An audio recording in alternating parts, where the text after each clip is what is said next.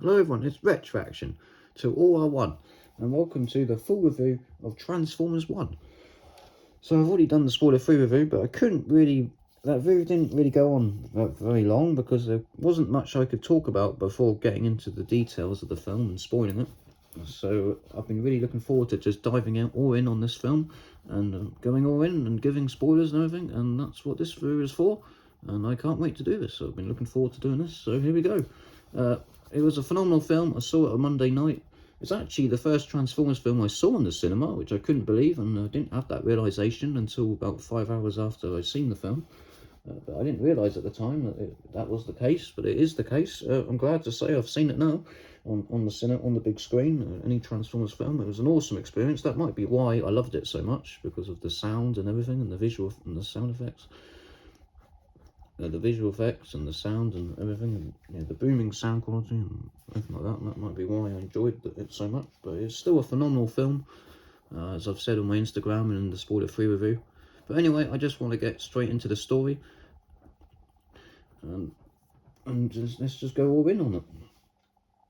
Right, so the film opens on with Iacon, with a shot of Iacon, and right from that moment I go, oh, this looks good, and then we go straight into the action. It zooms straight in on the action, which is really cool. And we get this scene with Orion Pax in the archives, and he's trying to find out the whereabouts of the Matrix of leadership. And what happens next really surprised me, and I love how in depth the storytelling of this film got right from the start, right from the beginning. I just love the depth of the storytelling in this film, and that's shown, and I'm going to go on to that right now, because they play a record which tells the story of Cybertron. It shows Primus, the 2006 or 2005, the Transformers Cybertron Primus figure. It shows him transforming, and that's awesome. And actually, it's more on the colours of the Mission to Cybertron figure, the Toys R Us exclusive version of that, which I have. So that's really cool. I just couldn't believe it. And then it showed the 13 Primes. Then it talked about how the Matrix leadership provided energon for the whole planet, and how the Primes were defeated in a war against the Quintessons, and how the Matrix was lost. I mean, it really pleasantly surprised me, that scene, and I was just blown away by that, by how in depth it went this early on. And then Orion Pax goes, oh, why does all the legends of the Matrix have to end like that? And then basically he gets chased out of the archives by Darkwing. There's a whole chase scene there. And then after that we get introduced to D16. So that we see the beginning of that relationship between Orion Pax and D16 in the film anyway. And basically Orion Pax gives D16 this Megatronus sticker, and D16 says that Sentinel Prime says Megatronus Prime is the best Prime, or something like that. And that's quite interesting, because it's foreshadowing the Decepticons, because Megatronus Prime's face is what would become the Decepticon insignia. So D16 has that put on his shoulder. So there's that. And then afterwards we find out they're miners, and we get introduced to Elita 1 on a mining expedition. And it's, at first, Elita 1 and Orion Pax don't get along, because Elita 1 is about to get promoted to a supervisor, and then the whole expedition goes horribly wrong. The whole operation goes horribly wrong. Elita 1 gets fired, and that causes a bit of a strain in the relationship between those two characters. So Elita 1 becomes a bit of an antagonist in that way, because she doesn't like Orion Pax after that. They have issues after that. And then we get to, following that, Sentinel Prime appears in a transmission that is sent to all the Cybertronians. And he says that he's led another expedition to find the Matrix leadership, but has failed, but has fought off some Quintessons, and in celebration, the Iacon 5000 is going to be held tomorrow. And so basically, Orion Pax has this crazy idea to participate in the Iacon 5000 race. D16 can't believe it, but and doesn't really know how, because they're miners. They can't transform. They're cogless Transformers, cogless Cybertronians. Either way, they participate. Sentinel Prime can't believe it, They nearly win at one point, but then D16 gets blasted, and it's a really cool sequence. This is one of my favourite sequences in the film. It was thrilling, it was exciting, it escalated quite quickly, it was just action-packed, it was awesome. The Icon 5000 was really cool. There's a scoreboard which shows all the different races, and there's tons of references in there. I absolutely loved the amount of references they managed to pack into that scene. You have Grease Pit, you have Gearhead, Blowout, the G2 GoBots are referenced. You know, Blowout appears at the top, and then you've got Gearhead, and then you've got the Micromaster Grease Pit. I think Skyfire is mentioned in it as well. There's Jetstorm as well, and he could be the G1 Aqua Speeder, the Generation 2 version, or the Generation 2 Color Changer, or the Beast Machines figure. So, Beast Machines character, so I just love that, absolutely love that. And then basically at one point, D16 Orion Pax look like they're actually going to win. The Sentinel Prime can't believe it. And then they get blasted, or D16 gets blasted, and the Orion Pax can't go forward without him. And then that allows Chromia to win. Another G1 reference drops right there. How cool is that? And then they think, oh, we're going to be, we could still be second. And that's quite a funny part in the film, because everyone starts driving past them. And so they end up losing. And D16's like, we're so screwed, because Sentinel Prime just saw the whole thing unfold. The whole of Cybertron has just seen them participate in this race. How are they going to carry on being, how are they going to deal with this?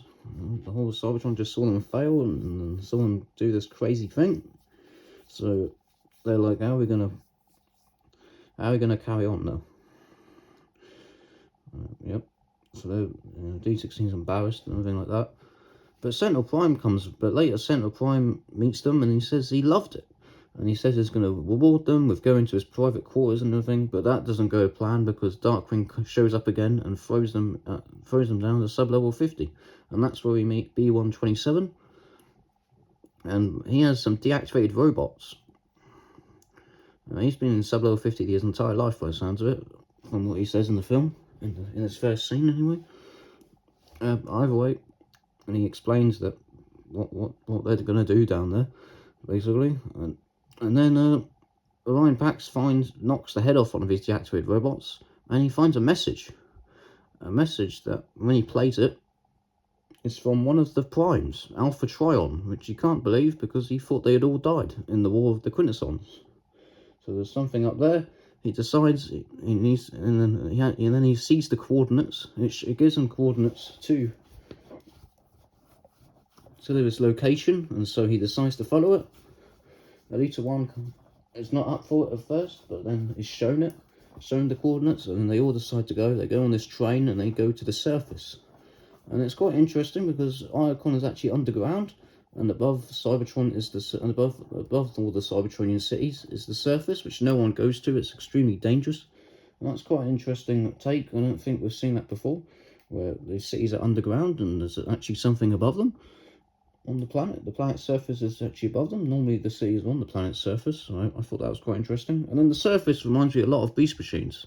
To me, it's a reference to Beast Machines, which I'm really surprised they decided to put that in there, because I'm really surprised they went with the organic Cybertron concept, because that was not, that was not.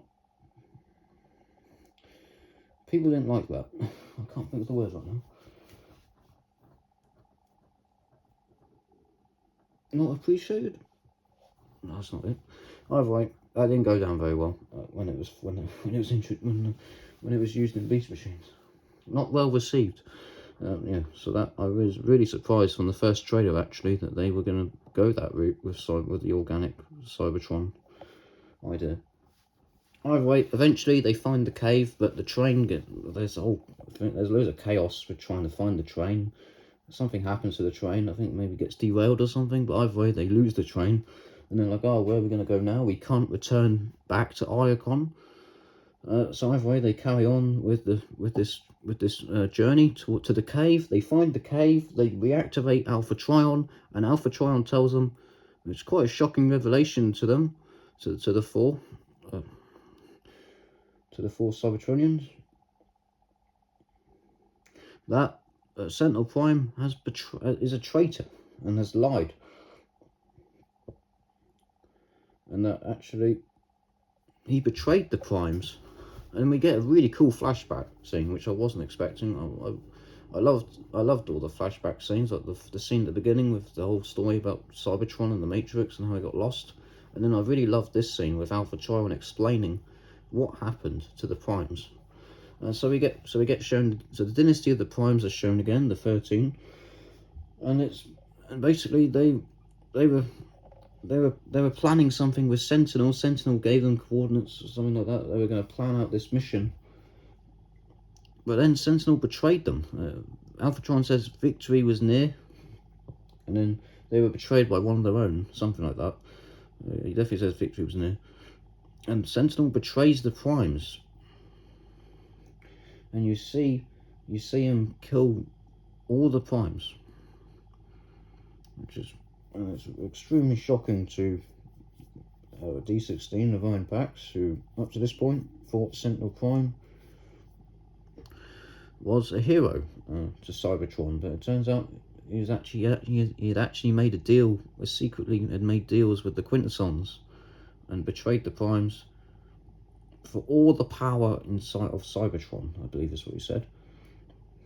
And so that is quite a shocking revelation, but but you can tell right from the moment Sentinel's introduced that there is something suspicious going on with the way he acts and everything, and we caught that straight away. But it was quite a shocking revelation. This reveal really messes up D16, who now believes everything is a lie, who realizes everything that he's lived through is a lie. Basically, their entire lives have been a lie, because the whole thing about Sentinel Prime being a hero to Cybertron. On top of that, Alpha Trion also mentions that Sentinel Prime, and then I can't remember if this happens before or after, but Orion Pax mentions that they're mining for Energon, and Alpha Trion goes, why? And he says, because since the Matrix was lost, all the Energon stopped flowing. And then Alpha Trion mentions that that Sentinel Prime found the Matrix, but it denied him because he was not worthy according to Primus, and so the Matrix disappeared. And so all this, so this whole thing about Sentinel Prime going on expeditions to find the Matrix, the ironic part of that is, to me anyway, is that, well, he had it right there, but it denied him. So that's a lie as well. The whole thing is a lie. So I find quite funny looking back. I find that quite ironic. Everything Sentinel said is a lie. The whole thing, this whole idea of going on expeditions to fight the Quintessons and to locate the Matrix leadership, to restore glory to Cybertron. It turns out he's the reason behind all of it being the way it is at the moment, with no Energon flowing, no Matrix, and the Quintessons, and no Primes. It turns out he's behind it all. So that is really interesting, and that's a huge twist. Basically, we start to see D16 turn into Megatron at this point in the cave. He starts to change his persona. And then after that,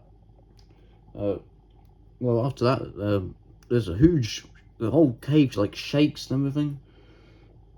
And Alpha Trion says that, Sentinel Prime is gone to make a deal with the new rulers of Cybertron. And so the heroes rush, so Orion Pax, D16, Elita 1 and B127, they get out of the cave, and Alpha Trion says, I'm going to leave me to it, I'm going to fight off these guys alone. So he fights off the clones, I think they're called Death Seekers, I can't remember what they're called now.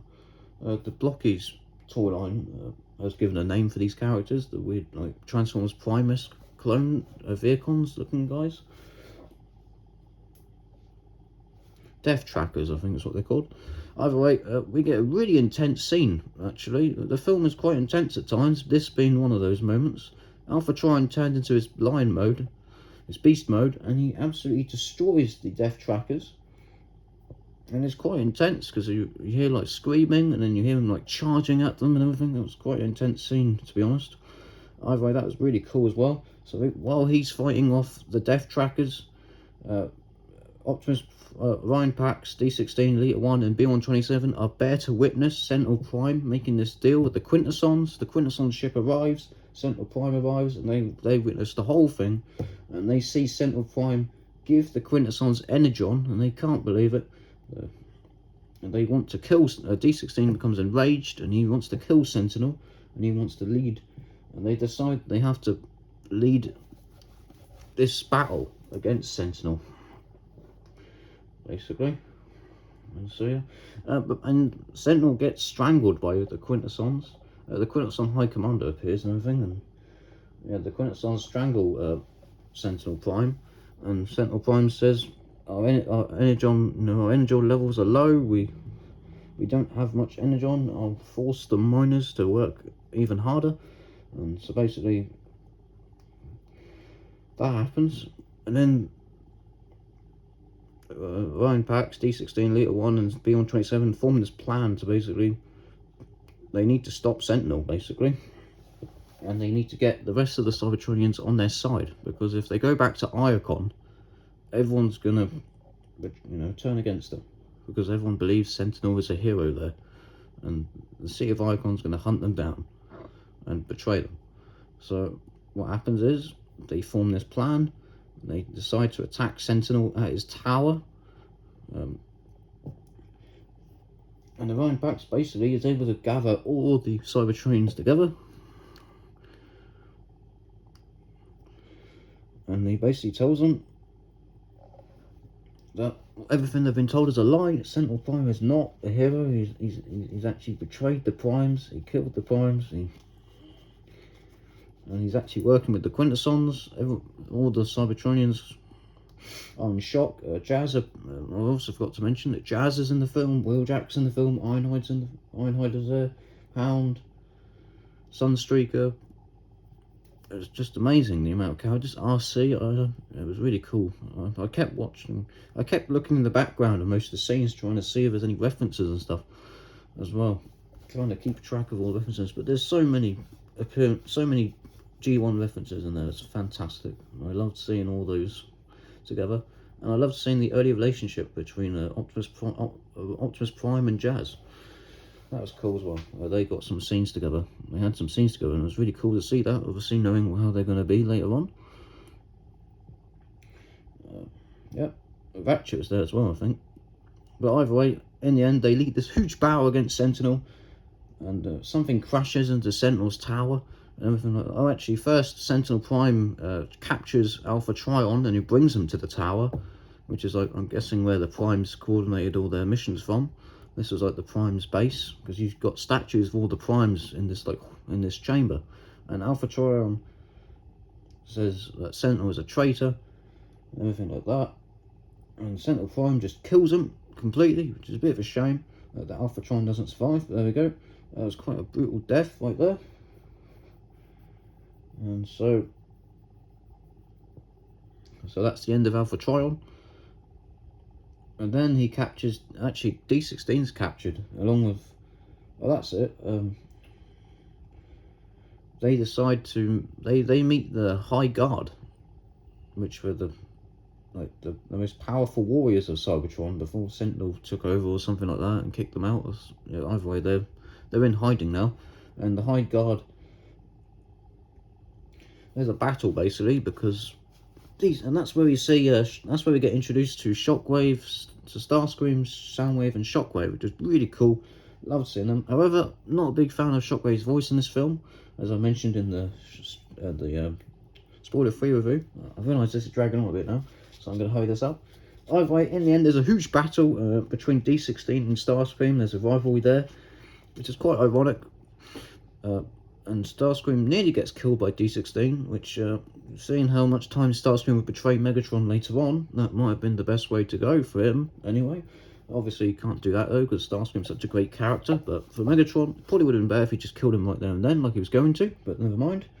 Either way, there's a huge battle, then Sentinel's Death Trackers find them, and there's a huge explosion and everything, and then all the High Guard and D16 are captured and taken to Sentinel's tower, and then the Orion Pax, Lita 1 and B127 lead this attack on Sentinel's tower, and the whole place gets destroyed.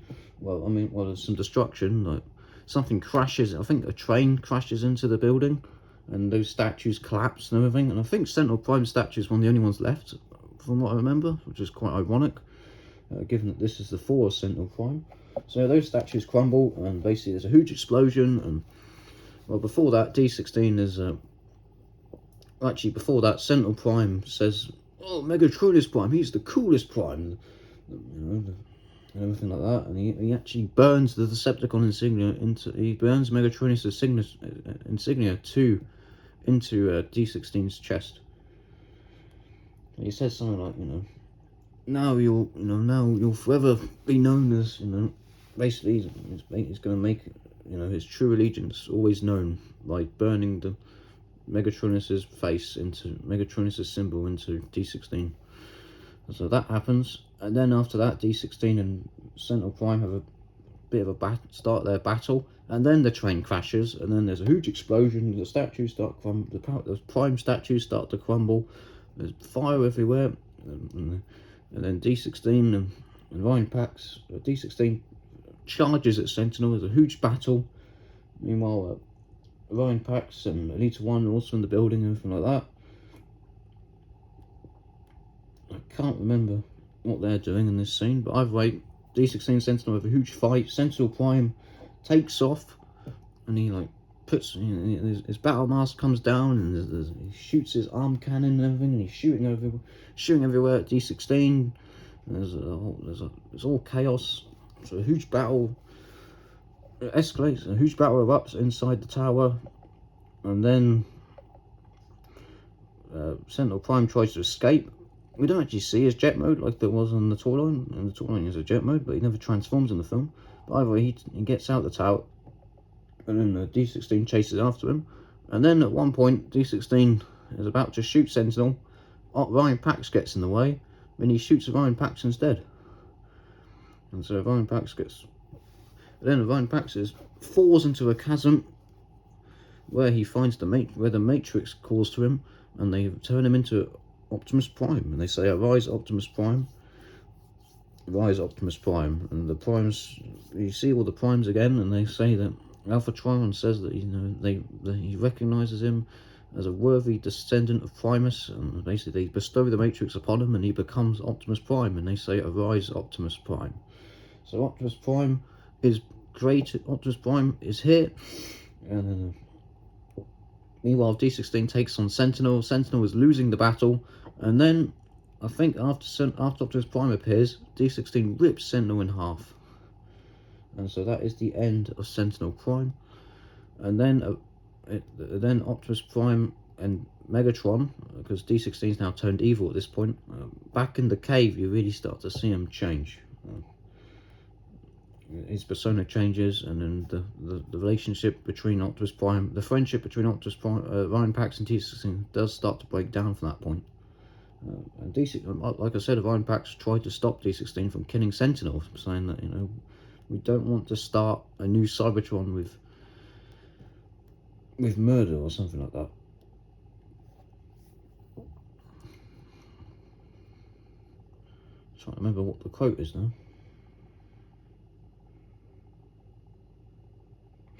Either way, I forgot now. Either way, so then D6, Megatron and Optimus Prime fight for a bit. There's another explosion. There's stuff exploding, and buildings in Icon are exploding. People are running. People are fleeing for their lives.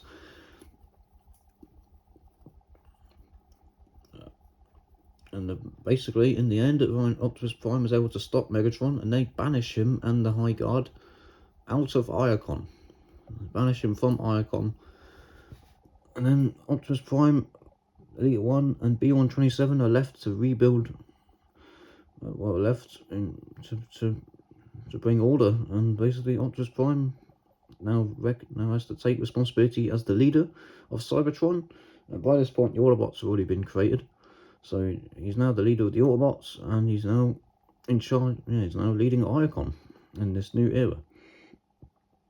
And then we get the post-credit scenes where Megatron creates the Decepticons and rages and declares war on Optimus Prime.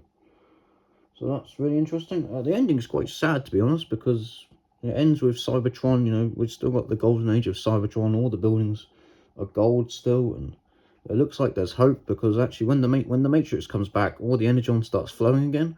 So the film ends with, you know, with Megatron and the High Guard banished. Well, now the Decepticons, they're banished from Iacon. The Autobots are left in Iacon, and things look like they might work out. But yes, I thought the end. To me the ending is quite sad, because it looks like, you know, it looks kind of promising, and it's, you know, Cybertron is still thriving, and it's still the planet. It's, you know, got energy on flowing again, everything like that. But we know how it's going to end, and it's just sad to see, really, that at this point Cybertron is still, you know, this thriving place. And then, you know, and I mean, we had a bit of destruction in Iacon, but it's nothing compared to destruction that is to come with the Autobot Decepticon, you know, with the war between the Autobots and Decepticons. And, you know, it's just sad to see that Cybertron at the moment is still this thriving planet, and all the buildings are intact still, and it's a very, you know, it's a peace. It's mostly peaceful, and the Golden Age is still happening, but it's got, you know, it's not going to last, and Cybertron isn't going, you know, it's a bad thing. Yeah, it's a shame, really. It's kind of sad to see that, you know, Cybertron is going to fall, and, you know, Cybertron is not going to, Cybertron's going to be, you know, reduced. Cybertron's going to crumble, and all the cities are going to be reduced to ruins, and the planet's going to get destroyed. But at the moment, it still looks like, you know, everything's going to be fine. So yeah, it's a bit sad, the ending, in that sense, because it looks like there's hope still. But we all know how it ends. We all know Cybertron's going to get destroyed, and they're all going to have to leave and go off the planet and find energon elsewhere. So it's kind of sad knowing what's going to happen. Happens, but overall, the character designs in this film was phenomenal. The film was phenomenal. The storyline was one of the best parts of the film. I absolutely loved the whole thing. I loved the whole storyline with Sentinel Prime betraying the Primes, and basically this whole concept of Sentinel Prime betraying everyone to join the Quintessons. The Quintessons didn't appear very long in this film. Maybe we'll probably see them more in the next one. And the story between the friendship between Optimus Prime and Megatron, seeing how that started, that was great. Overall, it was a fantastic film. The character designs are really cool. I love how the characters look in this film. Shockwave's voice I wasn't a fan of, but Shockwave himself and the other Decepticons looked great. The designs were awesome. The animation is beautiful. The voice acting was great. Shockwave could have been better, but most of them are really good. They nailed it. And overall, it's one of the best Transformers films ever. The people I went with said it's better than Transformers the movie. To me, at the moment, it's second place behind the Transformers movie. This is the best Transformers film since the franchise started, since the live-action films in 2007. Since the first live-action film in 2007, this is the best Transformers film. Out of all those, this is the best one.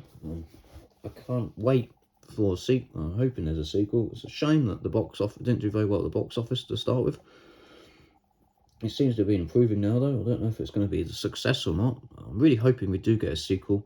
This film definitely deserves a sequel. 9.5 out of 10, I think, is what I'll give it. Because Shockwave's voice and the...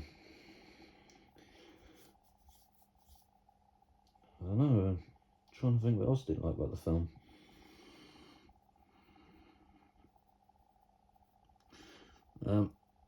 It is a shame that Peter Cullen and Frank Welker aren't in it, but I don't think they would have. I don't know if they would have worked as a young Optimus Prime Megatron. I think that's why they cast Chris Hemsworth and Brian Tyree Henry, I believe his name is.